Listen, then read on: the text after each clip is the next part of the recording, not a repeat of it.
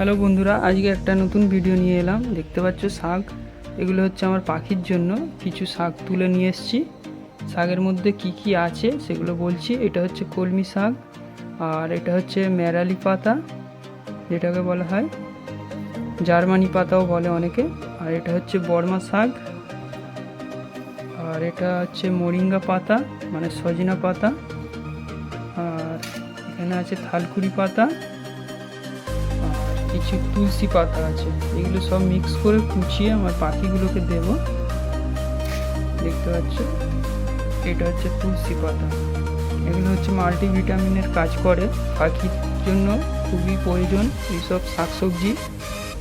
তাতে পাখিগুলো হেলদি থাকে এবং কোনো রোগ হয় না, এই কারণে এগুলো প্রোভাইড করতে হয় পাখিদের।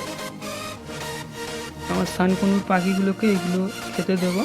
সবকটা ফ্রেশ করে ধুয়ে নিয়েছি। এবারে এগুলোকে কুচি কুচি করে সব পাখিদের প্রোভাইড করে দেবো।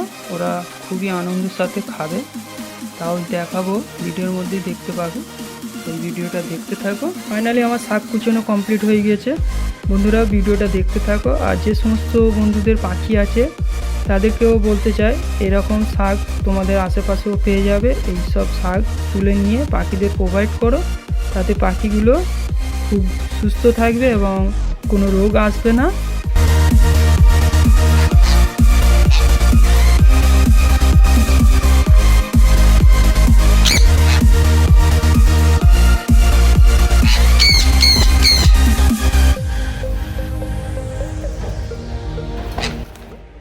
সবকটা পাখিকে শাক দিয়ে দিয়েছি।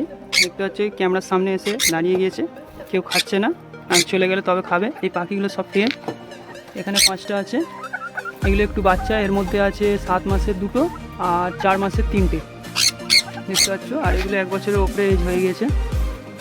তার সঙ্গে একটা পাইনঅ্যাপেল আছে। এই পাইনঅ্যাপেলটা দেখতে পাচ্ছ, এর 2টো আরও ছিল, 2টো ছেড়ে গিয়েছে। কেন আমি গেট খুলে দিয়ে ভুলে চলে গিয়েছিলাম, তো দুজন পালিয়েছিল। একদিন পরে একজনকে পেয়েছিলাম, তারপর আবার ছেড়ে গিয়েছে, সেটাকে আর পাই না।